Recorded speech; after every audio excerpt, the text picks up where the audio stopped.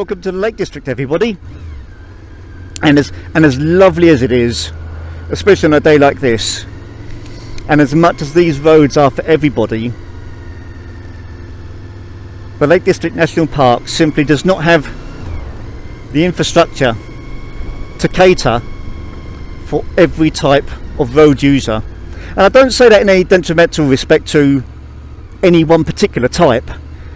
At the moment we've got a family of 3, I think it is, pedal cyclists up front, and it's not their fault. This is not their fault, because if it wasn't them it would be dog walkers, if it wasn't that it would be ramblers, because we're actually on the Ulswater wave right now, and if it wasn't for that it would be what I think, where a lot of the modern cars now are becoming just bigger and bigger and bigger, to the point where we don't all fit on the same roads anymore, and that is a real shame.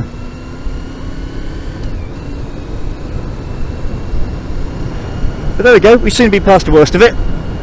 And welcome back to Phil Ryder's Diaries, and a big welcome and hello to a lot of the new guys and girls who had a little look into my vlog after this Sink the Planet thing.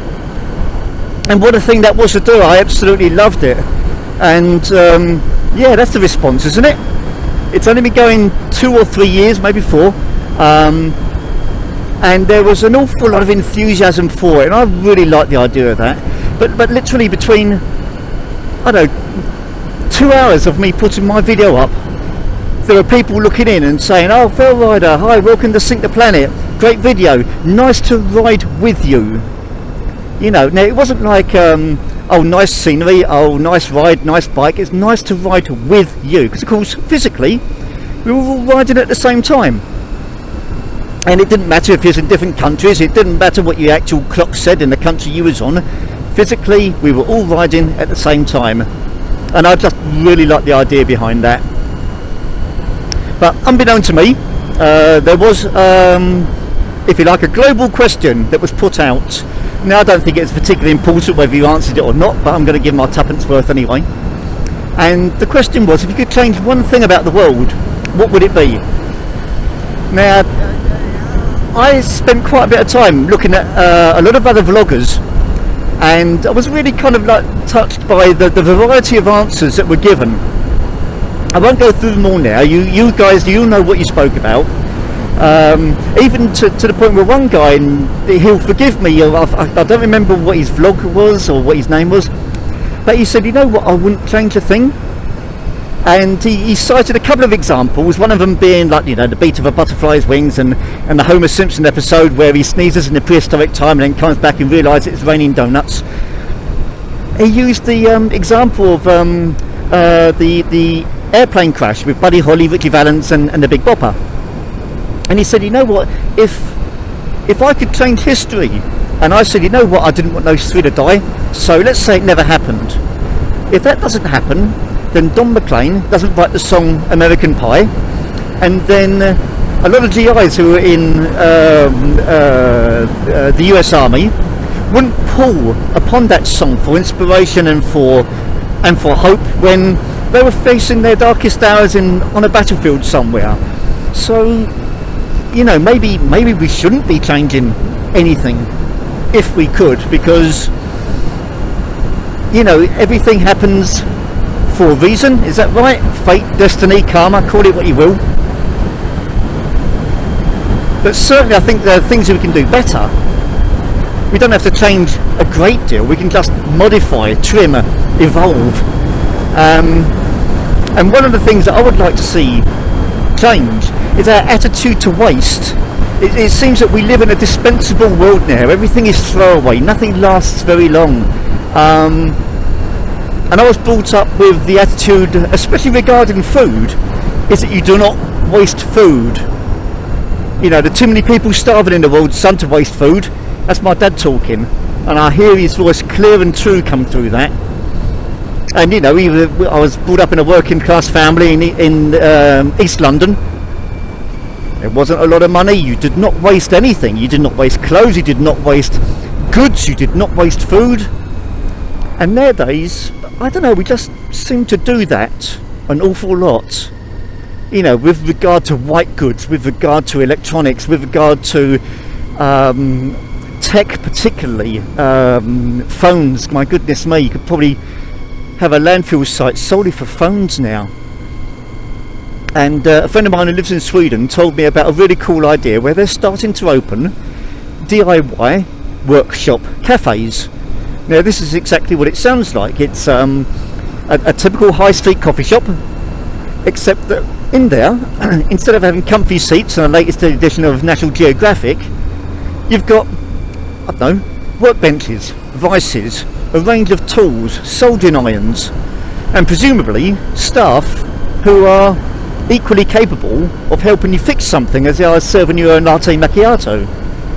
And what a great idea. Why don't we do more of that? You know, you go in there with your toaster and your kettle. Oh, what's wrong with it? Oh, I don't know, it's not turning itself on. Fine, we'll just trace a fault, find it's a loose earth or something, repair it for next to nothing, and that saves you whatever it might be, £15, euros, bucks, going out to get another one. But that doesn't seem to be happening right now. Everything seems to be of a throwaway nature, and that is such a shame. I've got well, this motorcycle, for instance. Next month I would have owned this for 20 years. 20 years with the same motorcycle. Now a lot of people might say, oh, you know, you've missed out on a whole world of motorcycling, you've missed out on the super sport, and you've missed out on the adventure bike and the cruiser and everything else. And that may well be true, so I can understand wanting to get something new for the sake of a different experience. But no, I like the idea of hanging on to things. My car's 26 years old. That's not going anywhere as far as I'm concerned. And I will run these items into the ground if need be. But another friend of mine who's an estate agent, and he's selling a property fully furnished. The person who's living now simply doesn't want to take the stuff with him. It's too much hassle, doesn't want to put it in storage, doesn't want to, he'd rather just buy new. And he was telling me that the value that a fully furnished property has over an unfurnished is virtually zero, because generally the people who want to move into that property, they don't want someone's hand-me-downs, they don't want something, regardless of the quality or the condition, they want their own new equipment or whatever it might be, white goods, bedding, crockery, cutlery. And we do seem to live in this disposable throwaway age where we'll just replace it with something else, and in the meantime an awful lot of waste is being sent to landfill. You know, we're trying to do our best to recycle it. Again, Sweden are running out of things to recycle. They're asking other countries for their trash so they can recycle it, because presumably they can make a profit from that. So when you've got these in the UK, you're starting to and this is in direct response to austerity measures that we still seem to be having, we're having, apart from food banks where people donate foods for people who are less fortunate, you're also having these supermarkets for food that is past their best before. Now, best before simply means exactly that. It was best before a particular date. It doesn't mean it's unsafe. It just means that it's not the premium quality that it was when it was bottled at a factory. And I love the idea of this, because 99% of the time, 95% of the time, there's absolutely nothing wrong with these products. So yeah, I wish we could do something about the amount of waste that we consume or that we turn away, because there's no real need for it. I was fortunate enough some time ago to do an awful lot of travelling. I went to a great deal of places, and I'll never forget, in Kolkata in India, there were boys 9-10 years old, and they're walking around with squashed 1 litre plastic bottles tied to their feet with string because they can't afford sandals. Not can't afford shoes or trainers, can't afford sandals. You know, to you or I, we could go to these places and pick up a pair of sandals for $2, but $2 to them could be a week's or 10 days work. So I find it all very skewed, and it's such a shame. So yeah, if I could change one thing, it would be that. I'd change the waste attitude that we seem to have. And who knows, maybe we could make the world a better place, even if it's just a little bit. Alright, that'll do. My rambling for today. And look at this queue, still snaking off. I bet they're all going left, aren't they? There's one, there's two. What about you, sunshine? He's going straight on. Oh, I've got to go left.